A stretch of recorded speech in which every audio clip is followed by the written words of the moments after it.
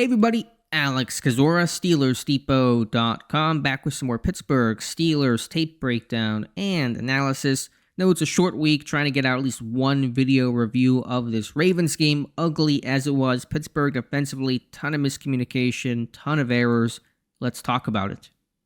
Before we start, if you guys could like this video, subscribe to the channel, and check out the site, SteelersDepot.com. Would really appreciate that. We'll fly through some of the errors from this game, and obviously some of these are self-explanatory. We're going to talk run game, coverage, just the whole gauntlet of issues in this one. Pittsburgh trying a variety of different fronts and just trying to get in some different looks in this game with Deshaun Elliott out. You see Minka Fitzpatrick playing more in the box, and a couple issues here. We see Connie Benton get knocked off and out of his gap by that double team block of the left guard, Makari. That's certainly one factor here. But I'm just watching Cam Hayward and Landon Roberts. So when miscommunication and these things happen, it can often be difficult to determine who's at fault. But I'm just seeing the overlap here in the same gap of Hayward and Roberts. It's a nice job by Henry to press the hole. I think, I don't want to guess too much at who's at fault here, but we got literally Hayward and Roberts on top of each other in the same gap.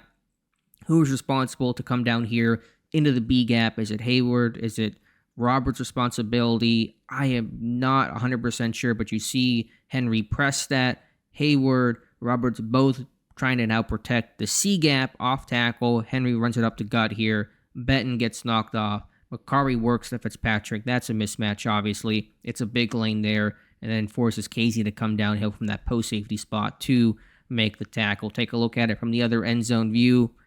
Hayward talked about he was trying to do too much and not do his job. Maybe this is on him. You see him looking inside. Henry presses. Nice job here by Henry to press outside and cut back in. We're just getting that overlap here. You can't overlap there and be in the same gap in the run game, especially against Baltimore. This example, to me, pretty clear. Who's at fault? I'll let the whole thing play on through, and then we'll talk about it. Looks like Montravius Adams not doing his job out of his gap. We're going to watch this one, slow it down a little bit. He should be here in the A gap, this backside A gap, being able just to flow down and get his responsibility there. We got contain here.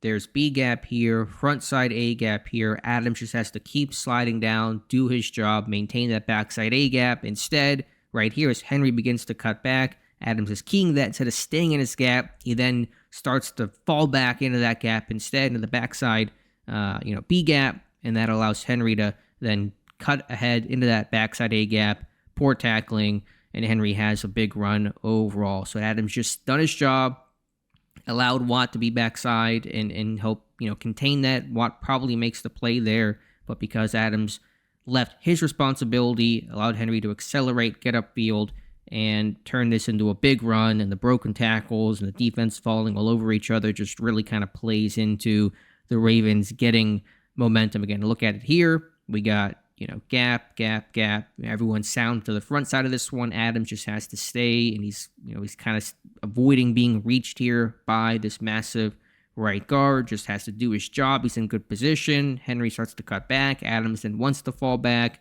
and that creates the open lane for Henry to take off. Watt misses the tackle, tackling too high, not going to get Henry around the hips, and it turns into a big gain.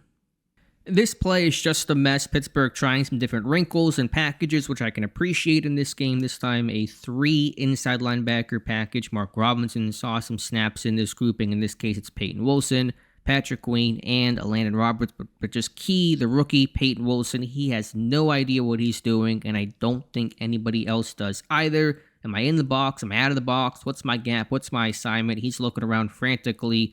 No one communicates with him effectively. Patrick Queen, green dot guy, got to talk to your teammate here. Help him out. No good communication here. Nice job by Loudermilk to make the stop short of the sticks, but just watching Wilson on this play, we'll go look at it from the other view.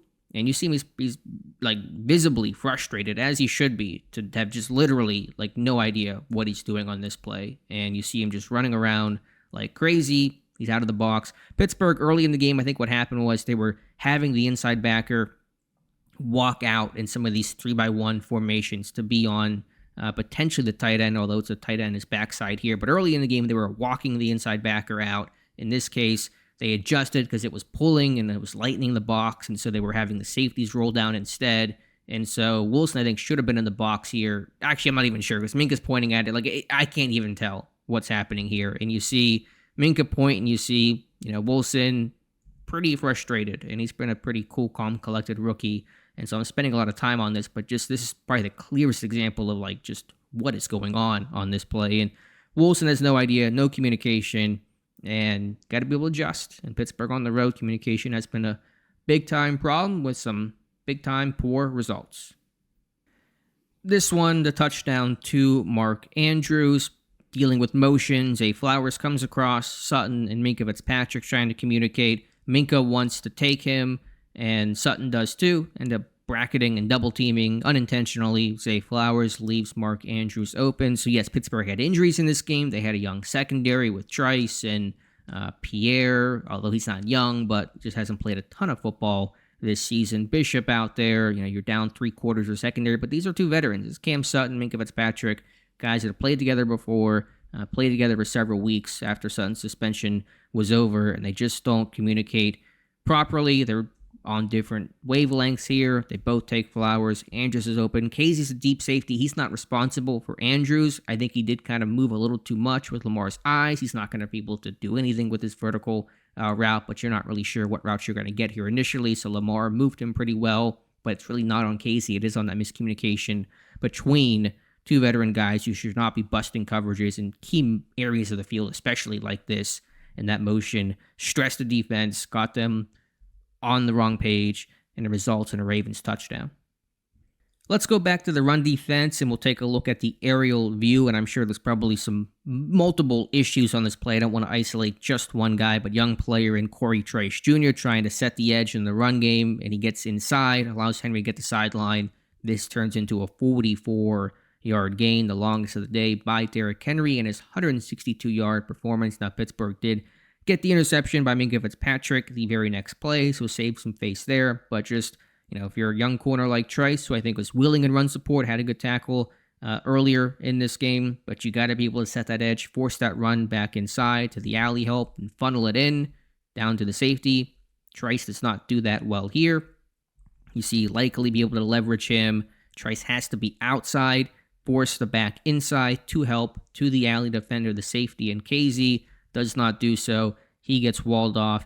Henry gets the sideline, and just with this crazy Derrik Henry ability, able to outrun almost everyone and nearly put this ball in the end zone. There's the run blitz by Minka Fitzpatrick. Hayward probably can secure his gap better too, but I'm just watching the aerial view of Trice not setting that edge there in this not unique formation, but no receiver to your side, that tight end nub, and just not handling that properly. And when you don't do your job, turns into big gains like this.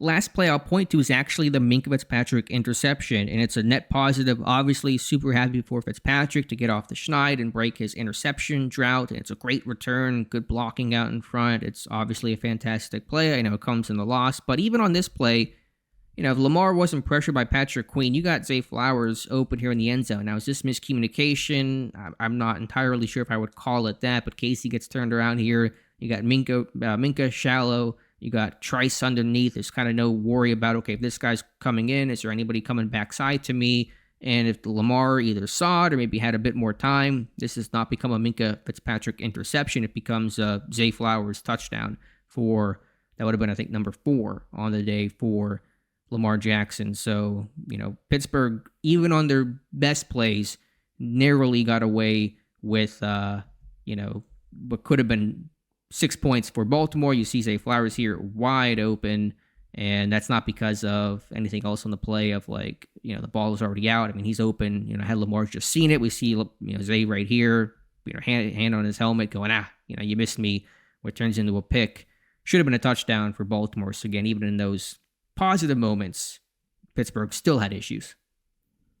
So, no question, ugly day for Pittsburgh. A lot of self-inflicted errors and just bad communication across the board, whether that was poor run fits, whether that was coverage breakdowns, handling motions, handling different formations, all that kind of stuff. Guys just not being on the same page. Has to get cleaned up if you want to deal with Patrick Mahomes and have a chance to break this 2-game losing streak. If not, it'll become 3 games, and your grip on the AFC North really becomes loose at that point. You may have lost yourself the division because of it. So, we'll see what happens. Hopefully Pittsburgh cleans it up. They certainly have to. The margin for error is really non-existent right now for these 10-5 Pittsburgh Steelers. So let me know your thoughts in the comments below. Appreciate you guys watching. Please like this video, subscribe to the channel, and check out the site, SteelersDepot.com. Thank you again, and we'll talk to you soon.